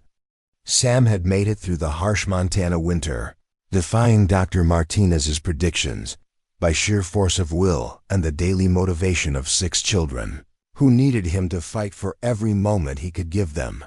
The snow had melted weeks ago, revealing a landscape painted in shades of green and gold. Wildflowers dotted the pastures where cattle grazed contentedly, and the creek that had been frozen solid all winter now ran clear and swift, carrying the promise of new life downstream. The ranch had awakened from its winter slumber, and with it, the Whitmore family had discovered rhythms of living that went deeper than survival. Emma, now 15 and taller than Sam remembered her being just months ago, had blossomed into a young woman whose strength no longer came from desperation but from purpose. She'd taken over the ranch's bookkeeping with the methodical precision of someone who understood that numbers told the story of sustainability and hope. Every morning, she could be found at the kitchen table before dawn, updating ledgers and planning expenditures with the careful attention of someone who knew that this land would need to support 6 children long after Sam was gone. "The hay yield should be good this year," she told Sam one morning as he slowly made his way downstairs, his steps more labored than they'd been even a month ago. "David thinks we should expand the north pasture, and I ran the numbers. It's feasible." Sam smiled, settling into his chair with the careful movements of someone whose body had become a daily negotiation. "Your father would be proud of the businesswoman you've become." "Both my fathers would be," Emma corrected gently, and Sam felt the familiar tightness in his chest. That had nothing to do with the cancer and everything to do with the overwhelming love he felt for these children who'd chosen to call him family. David had grown 3 inches since Christmas, his frame filling out with the kind of solid muscle that came from honest work and good food. At 13, he possessed an intuitive understanding of ranch life that seemed to come from somewhere deeper than learning. Sam watched him work with the cattle, saw the way he read weather patterns and animal behavior, and knew that the ranch would be in capable hands. "The new calves are doing well," David reported, settling into the chair beside Sam with the easy familiarity of someone who'd earned his place at the table. "Thunder's been keeping the coyotes away from the herd, and Lightning's pregnant again. Should foal sometime in early summer. You thinking about names yet?" Sam asked, remembering his own grandfather's practical approach to naming horses. David grinned, and Sam was struck by how much the boy had changed from the guarded, angry child he'd first met. "I was thinking about wind and rain. Keep the weather theme going." "Your great-grandfather would approve," Sam said, and David's face lit up with pride at being connected to the ranch's history. The twins had found their individual paths while maintaining the unbreakable bond that had sustained them through their darkest moments. Lucy, now 9, had become the ranch's unofficial historian, documenting family stories and local lore with the careful attention of someone who understood that memories were treasures to be preserved. Her room was filled with notebooks containing interviews with neighbors, recordings of Sam's stories about the ranch's history, and carefully pressed flowers from each season. "I'm making a book about the ranch," she announced one evening, showing Sam pages filled with her neat handwriting and detailed drawings, "so that when we're older, we'll remember everything about how it was when we were kids." Michael, meanwhile, had appointed himself the ranch's chief explorer and conservationist. He'd mapped every square foot of the property, cataloged the wildlife, and created detailed reports about the ecosystem that supported their cattle operation. His enthusiasm was infectious, and Sam often found himself rediscovering his own land through the boy's wonder-filled eyes. "Did you know we have 13 different species of birds that nest on the property?" Michael asked one morning, his face flushed with excitement. "And I found a family of foxes living in the old root cellar. They're not hurting anything, and they're helping keep the rodent population down." Sarah, now 7, had become the ranch's unofficial veterinarian and animal whisperer. She could calm spooked horses with her voice, coax newborn calves to their feet, and seemed to possess an intuitive understanding of what each animal needed. Dr. Patricia Reeves, the local veterinarian, had begun bringing Sarah along on routine calls, impressed by the girl's natural ability and gentle touch. "She's got a gift," Dr. Reeves told Sam after Sarah had successfully helped deliver a difficult calf. "I've been practicing veterinary medicine for 20 years, and I've never seen anything like it. She doesn't just treat animals, she communicates with them."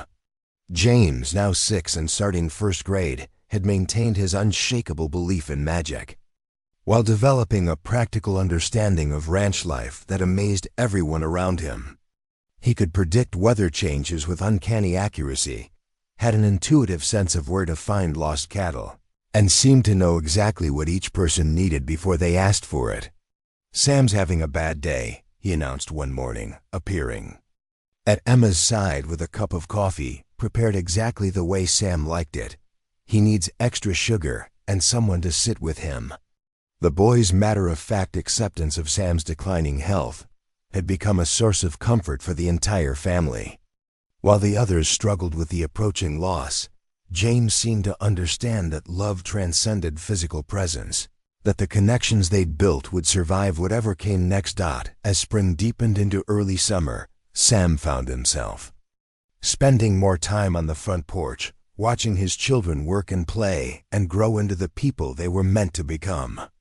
The cancer had stolen his strength, but had given him something precious in return: the time to really see them, to understand the miracle of their transformation from 6 traumatized orphans into confident, capable young people who knew they were loved. Mrs. Dorothy Henley visited regularly, ostensibly to check on the children's well-being, but really to witness the quiet miracle that had unfolded at Broken Arrow Ranch. She'd seen thousands of children pass through the foster care system, but she'd never seen anything like the transformation that had occurred in this family. "They're not the same children who left St. Catherine's," she told Sam one afternoon as they watched the kids building a fort in the old oak tree. Emma was carrying the weight of the world on her shoulders. David was so angry he could barely speak. The twins were terrified of being separated. Sarah had stopped talking to adults entirely, and James had nightmares every night about being abandoned again. And now? Sam asked, though he could see the answer in the laughter echoing from the tree. Now they're children again. Confident, secure, joyful children who know they're valued and loved. You've given them something the system never could, the certainty that they belong somewhere. The legal arrangements had been finalized weeks ago, thanks to Margaret Collins' tireless work and Judge Hawkins' understanding that sometimes the law needed to bend to accommodate love.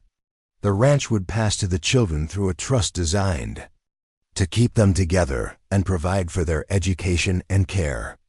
Emma would serve as the primary guardian once she turned 18, with David taking over the ranch operations when he came of age. Sheriff Jake Morrison had agreed to serve as their advocate and protector, ensuring that no bureaucrat or distant relative could challenge their right to remain together.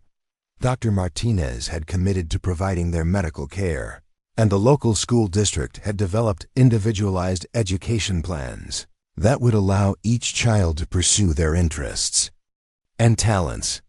It's not a perfect system, Margaret Collins had explained to Sam during one of their final meetings. But it's a system built on love rather than procedure. And sometimes that's enough to change everything. As June arrived with its promise of long days and warm nights, Sam felt the cancer's grip tightening. The pain was becoming harder to manage, and the medication that had once provided relief now left him drowsy and disconnected. But he refused to let it steal these final weeks from his family. "We need to talk about the future," he told Emma one evening as they sat together on the porch swing, watching the sunset paint the mountains in shades of pink and gold. "I know," Emma said quietly. "We all know. Are you scared?" Sam asked. Emma was quiet for a long moment, considering the question with the careful thought she brought to everything important. "I'm scared of losing you," she said finally. "But I'm not scared of what comes after. You've taught us how to be a family. You've shown us that we can take care of each other. We'll be okay." "You'll be more than okay," Sam said, his voice thick with emotion. "You'll be extraordinary, all of you."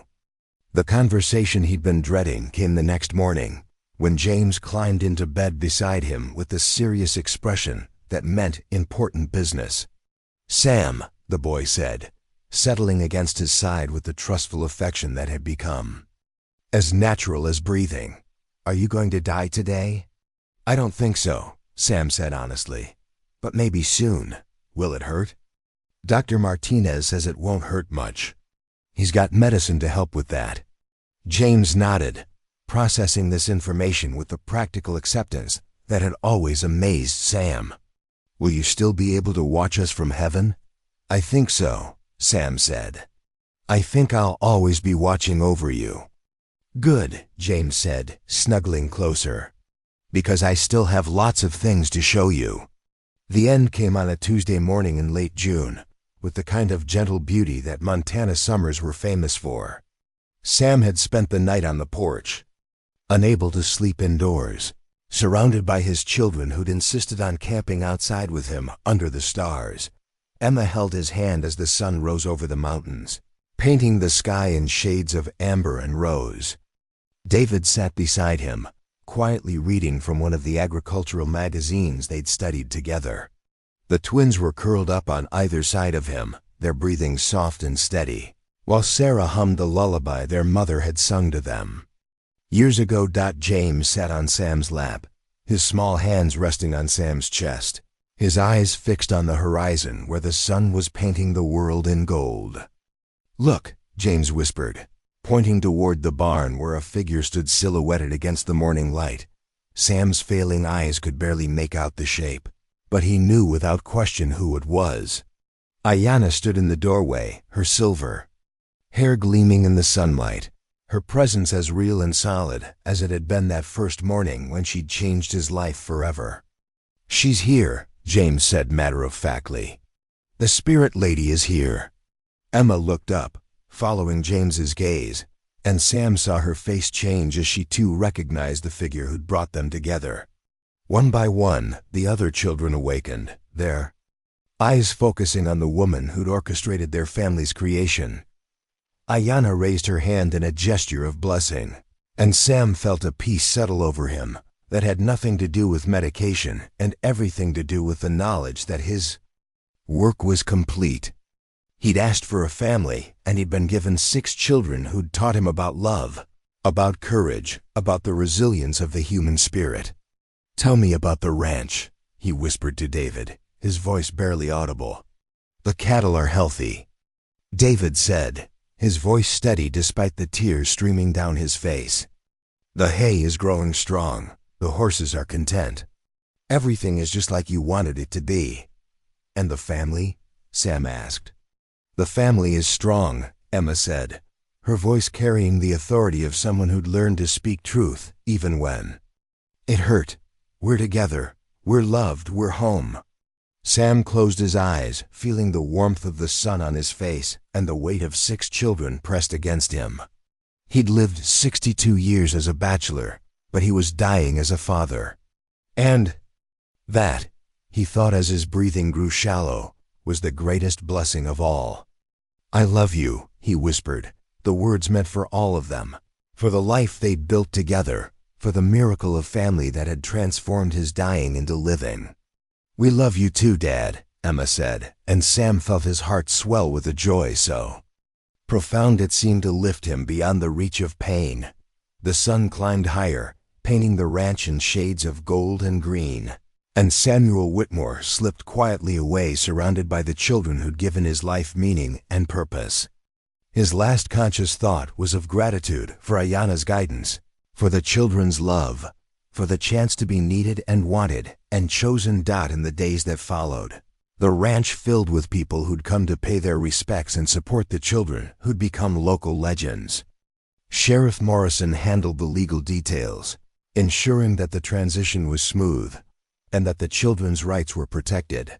Dr. Martinez provided medical care and grief counseling, helping them process their loss while celebrating the love that had made it possible. Mrs. Henley brought casseroles and practical advice, marveling at how the children had already begun to function as a family unit without adult supervision. Margaret Collins handled the legal technicalities, ensuring that the trust fund was properly managed and that the children's education would be fully funded. But it was Judge Patricia Hawkins who perhaps understood best what had been accomplished. At Broken Arrow Ranch, she arrived 3 days after the funeral, not in her official capacity, but as a woman who'd seen the power of love to transform lives. "Your father was a remarkable man," she told the children as they gathered in the living room where they'd shared so many evening conversations. "He took 6 children who'd been failed by the system and showed them that family isn't about blood, about choice, about commitment, about the daily decision to love and be loved. He saved us," Emma said simply. "No," Judge Hawkins replied with a smile. "You saved each other.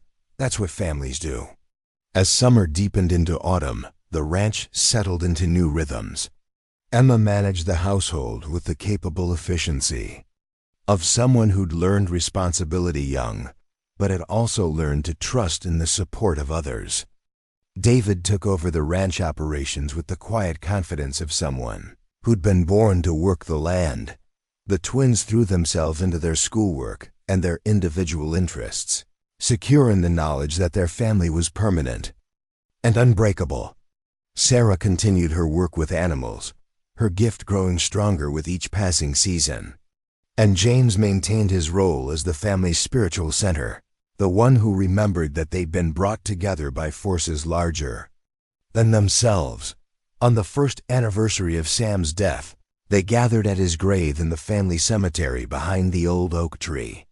The headstone was simple, carved with his name and the dates of his birth and death. But underneath, Emma had insisted on adding a line that captured the essence of his legacy. He chose love over loneliness and changed 7 lives forever. They stood together in the evening light, sharing memories and stories. A familiar figure appeared at the edge of the cemetery. Ayanna stood beneath the cottonwoods, her presence as real and solid as it had been that first morning when she'd brought them together. "She's still watching over us," James said, his voice carrying the same matter-of-fact acceptance that had always amazed his family. "She always will be," Emma replied, and Sam's words echoed in her voice. "Family is about choice, about commitment, about the daily decision to love and be loved." The wind rustled through the trees, carrying the scent of sage and the whisper of ancient blessings, and 6 children who'd been saved by love stood together in the gathering dusk, secure in the knowledge that they were home. The ranch spread out around them, green and golden in the fading light, and somewhere in the distance, cattle lowed contentedly and horses grazed in peaceful abundance. This was their legacy, not just the land, but the love that had transformed it from a place of solitude into a haven of family. As the years passed, the story of Samuel Whitmore and the 6 children who'd changed his life became legend in the valleys and mountains of Montana.